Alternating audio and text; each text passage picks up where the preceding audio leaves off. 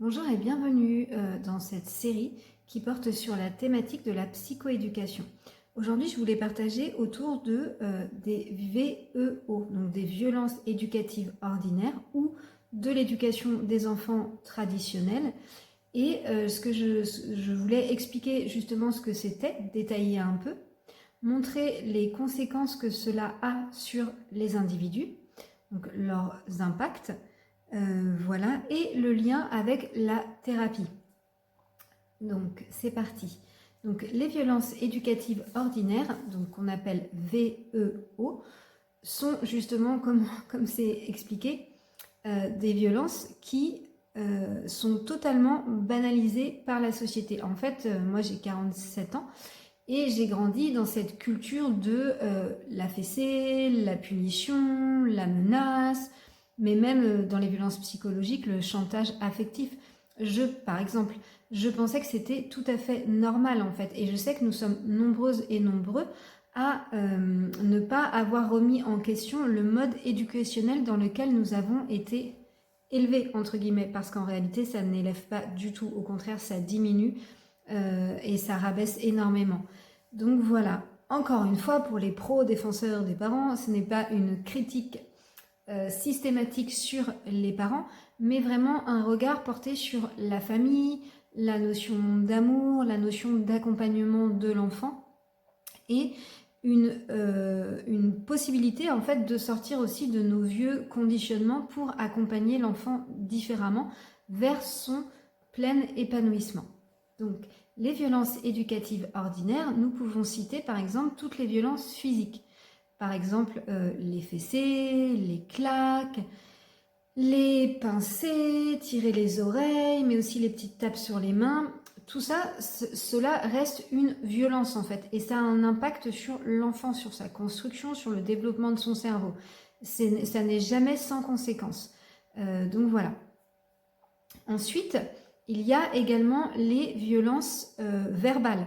Donc les violences verbales, ça va être évidemment tout le verbal.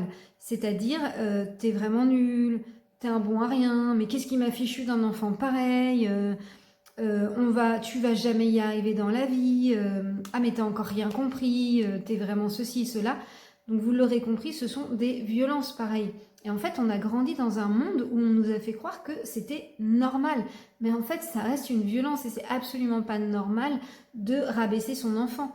Pour les violences éducatives ordinaires, je parle bien ici d'une éducation qui a été répétée. Je ne parle pas d'une fois un parent qui aurait dit mais t'es vraiment bête. Voilà, ça peut tous nous échapper. En plus, on a tous été éduqués là-dedans, donc on a un gros travail à faire pour sortir de ces lunettes-là, bien sûr.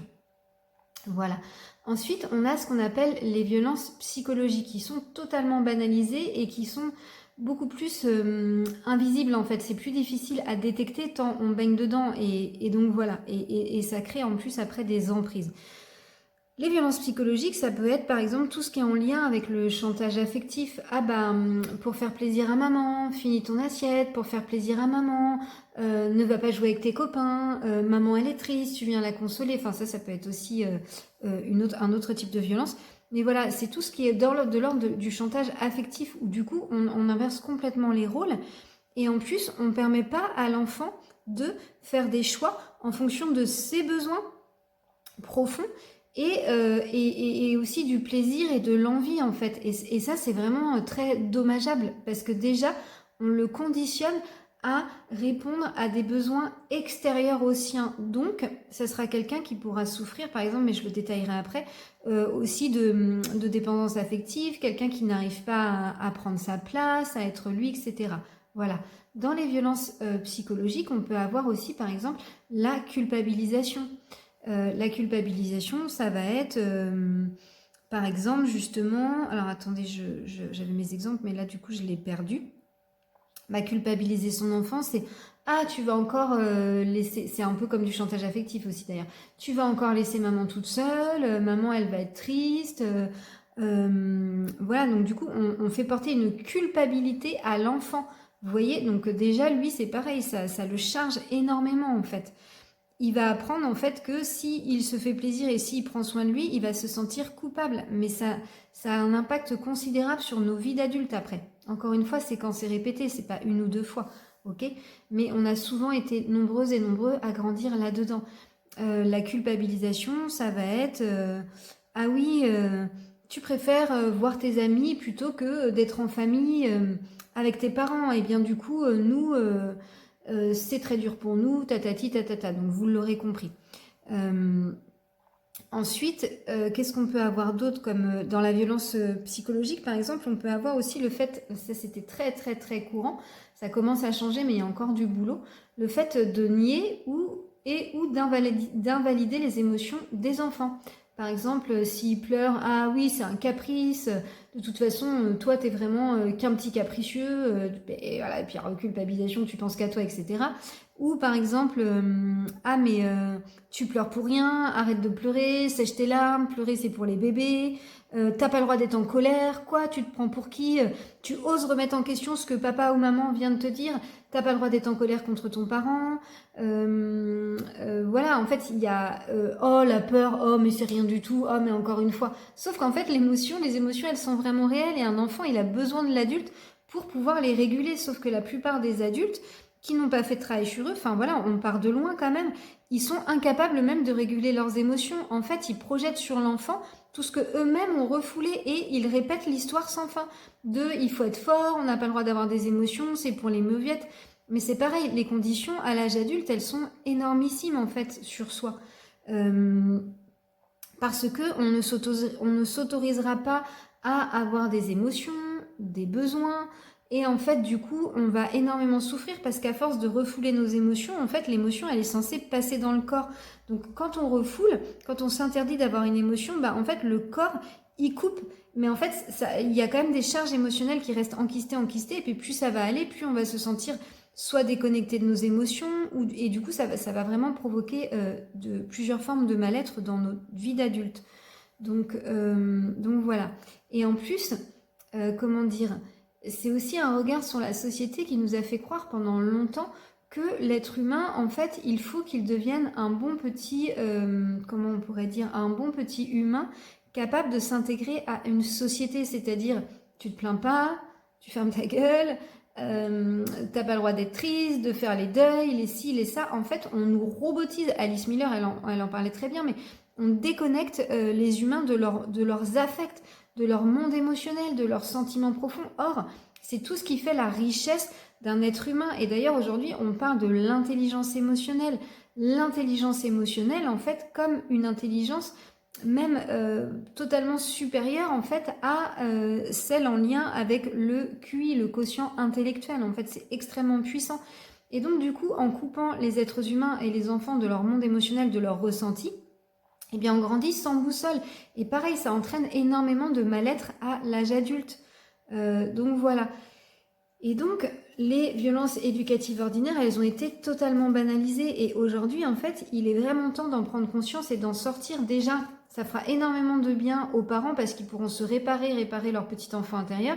Et en plus, ils seront des parents capables d'accompagner leurs enfants à devenir des individus uniques et non pas des humains destinés à s'insérer dans une société malade où ils deviendront des esclaves des temps modernes avec souvent du travail qui leur plaît pas, du boulot alimentaire ou voilà, en tout cas, toujours une course effrénée vers quelque chose qui leur apportera la reconnaissance qu'ils n'ont pas eu quand ils étaient enfants.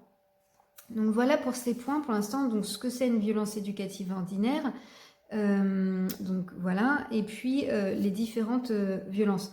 Ensuite, ces violences éducatives, en France, elles sont interdites depuis 2019.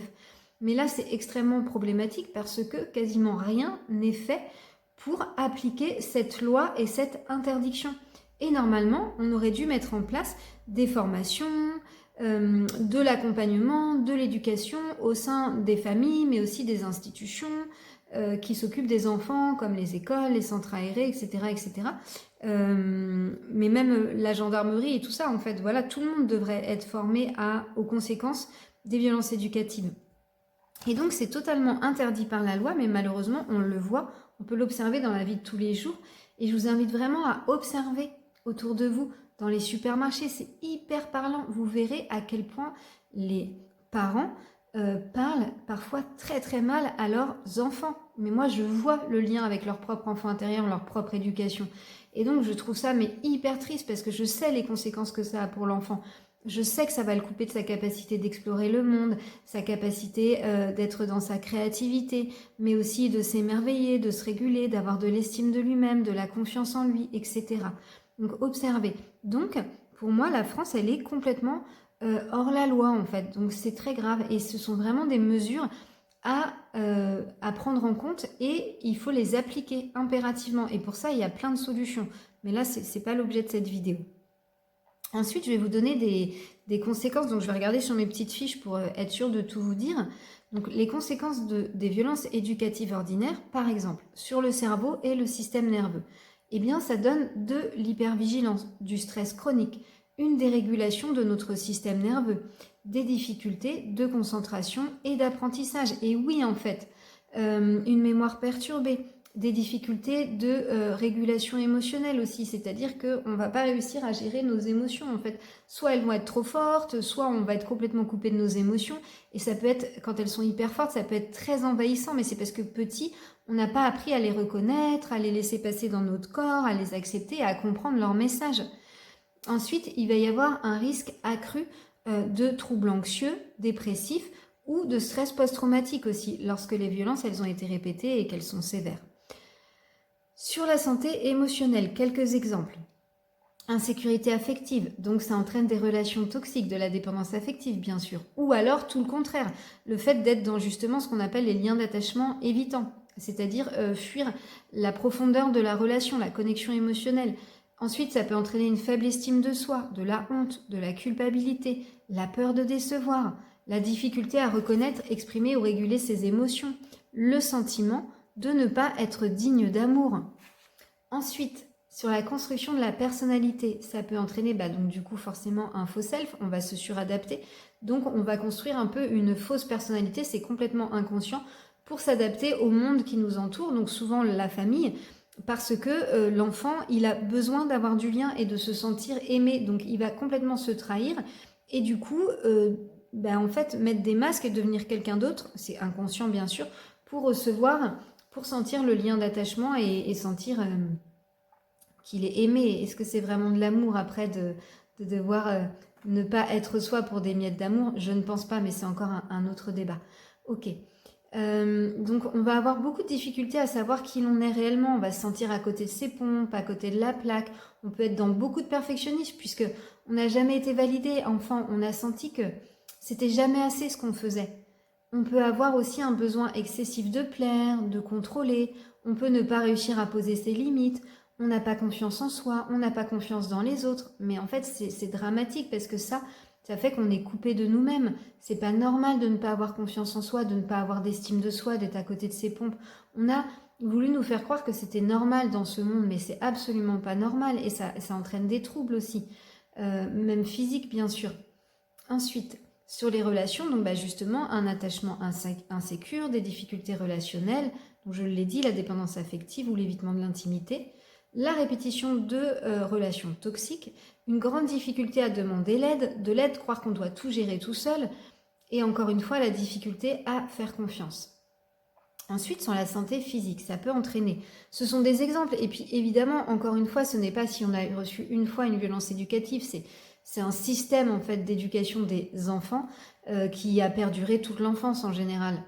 Donc ensuite, sur la santé physique, il peut y avoir de la fatigue chronique, troubles du sommeil, maux de tête, douleurs chroniques, troubles digestifs, l'affaiblissement du système immunitaire, le risque accru de maladies liées au stress chronique à l'âge adulte. Et en fait, tout ça, c'est vraiment... ça a été prouvé aujourd'hui, il y a de nombreuses études qui ont été faites. Il faudra que je partage les liens, en fait, et qui nous montrent...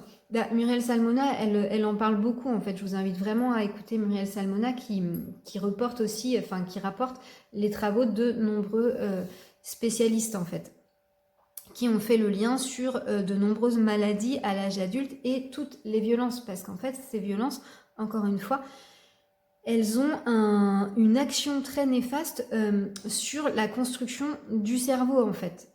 Donc voilà. Ensuite, qu'est-ce que je voulais dire ? Donc ça, c'est OK.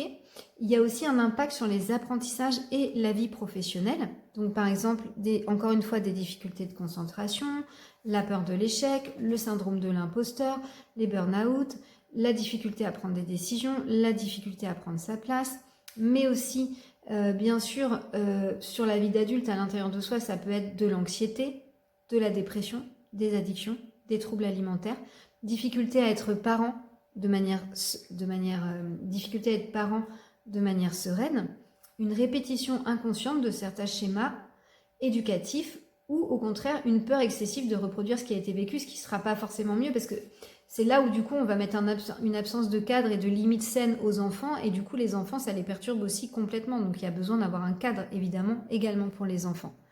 Donc voilà dans les grandes conséquences. Je regarde un peu ce que je voulais dire d'autre.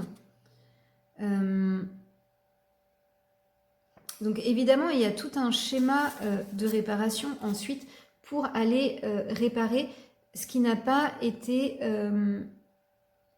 donné en fait quand on était enfant. C'est-à-dire de la sécurité émotionnelle, de la reconnaissance, de la validation, de l'affection, de la tendresse, de l'autorisation à être soi, etc., etc. Mais c'est pas ça. Ce que je voulais, enfin, s'il y a ça, mais ce que je voulais dire aussi, c'est ça qui me revient.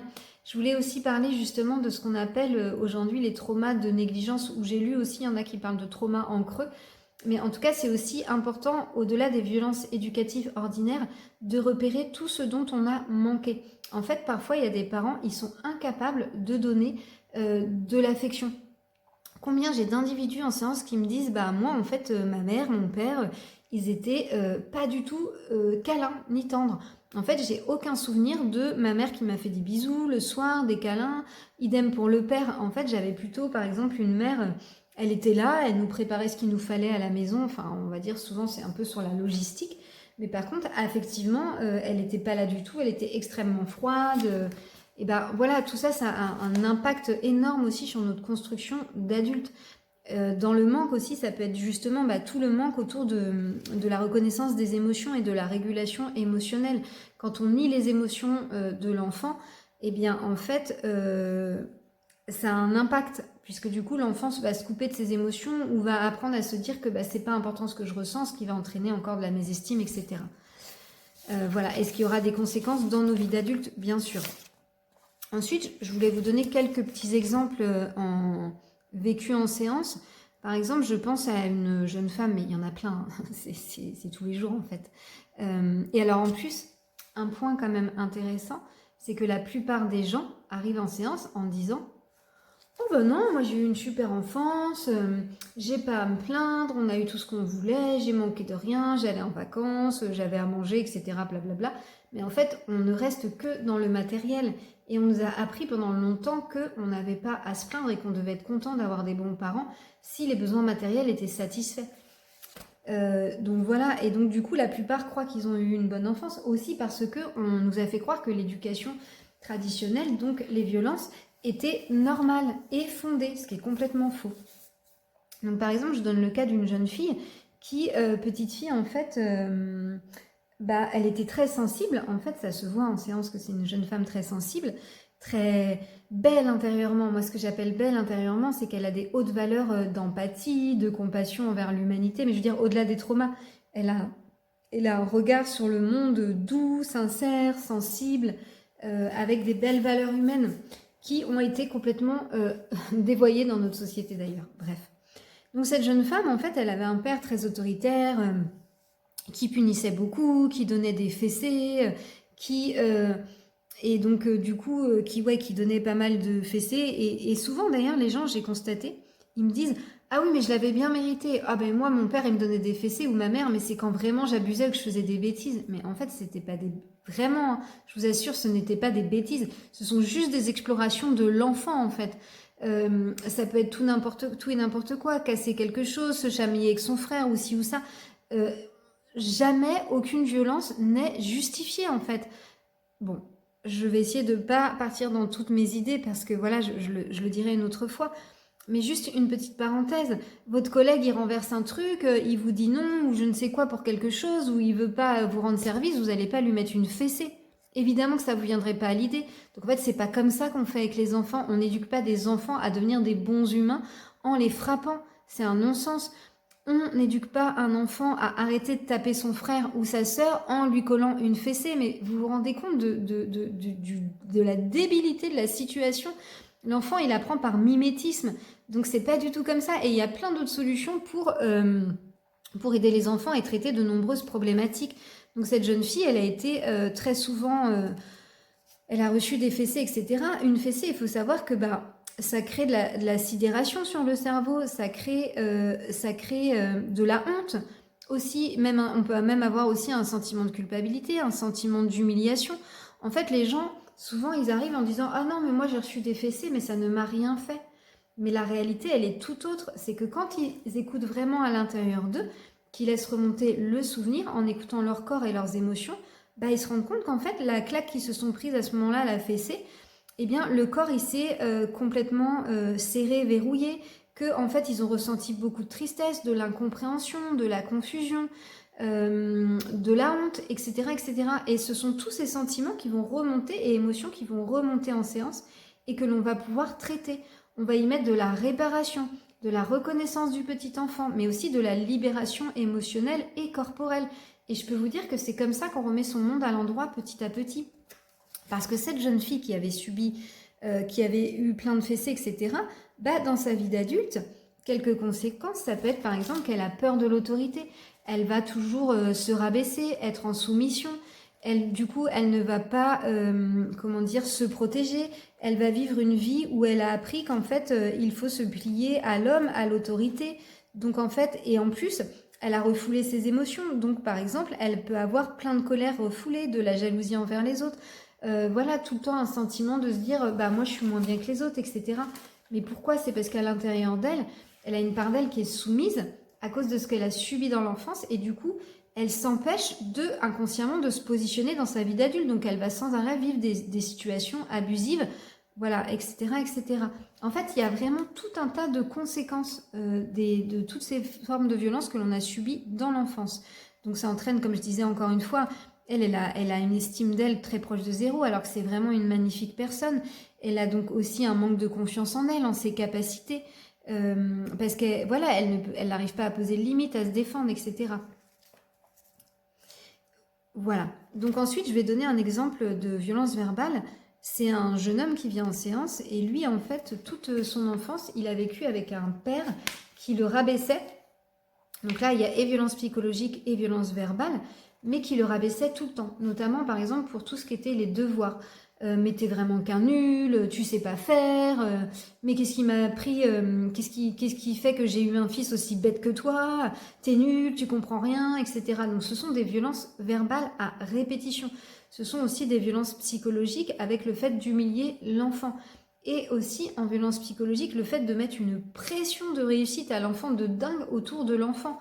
Mais en fait là, en réalité, ça parle toujours des blessures de l'adulte et que l'adulte, il est en train de reproduire sur ses enfants ce que lui n'a pas mis à jour à l'intérieur de lui.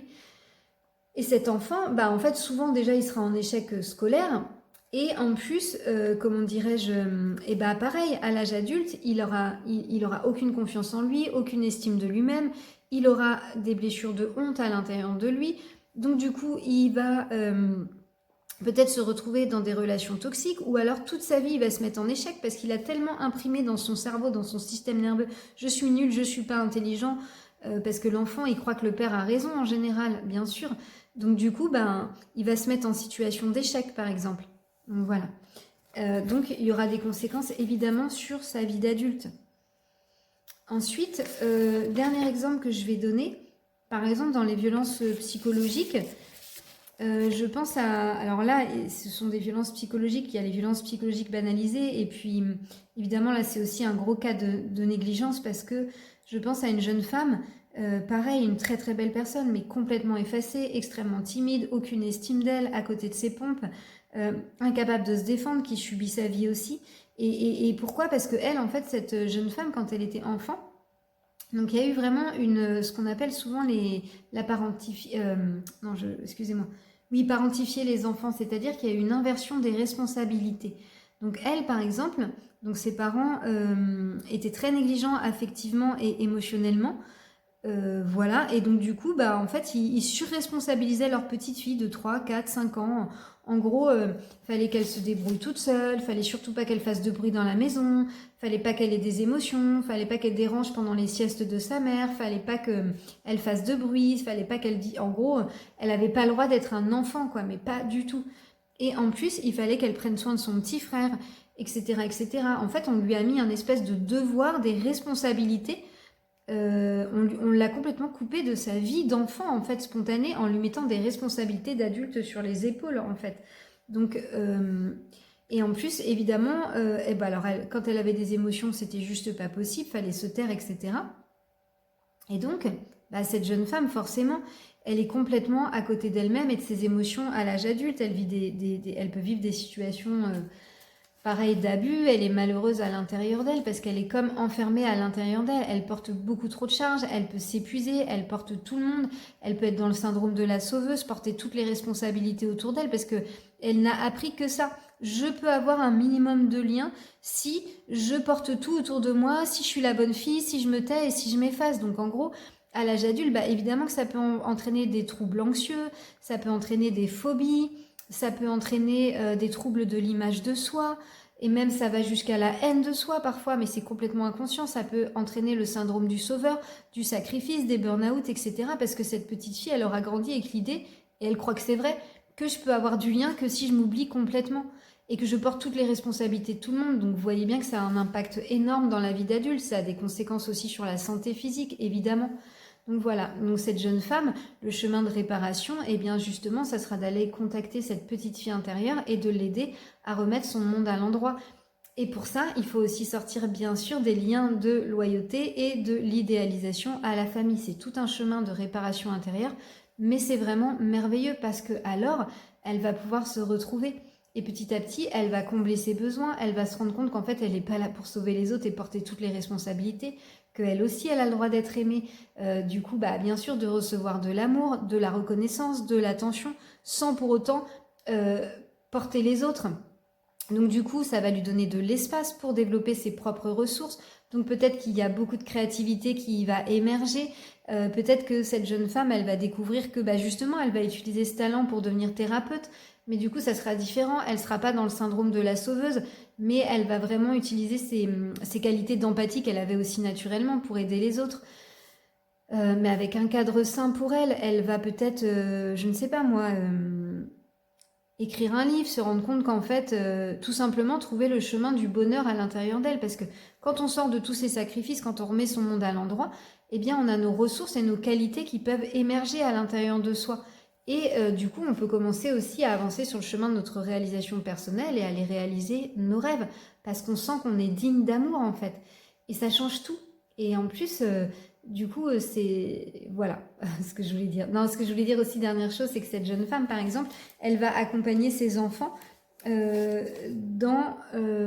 avec une toute autre forme d'éducation. Elle va vraiment les accompagner à être eux-mêmes, à écouter leurs émotions, à valider leurs ressentis, à les réguler, etc. Et ça change tout. Et le monde changera par cette voie, j'en suis mais absolument persuadée. Donc voilà, si vous aussi vous avez envie de partager un peu ce que vous avez malheureusement subi comme violence éducative dans l'enfance, peut-être faire des liens avec vos difficultés à l'âge adulte, eh bien je serais ravie de vous lire. À très bientôt et n'hésitez pas à partager, à liker et à commenter. Merci beaucoup, au revoir.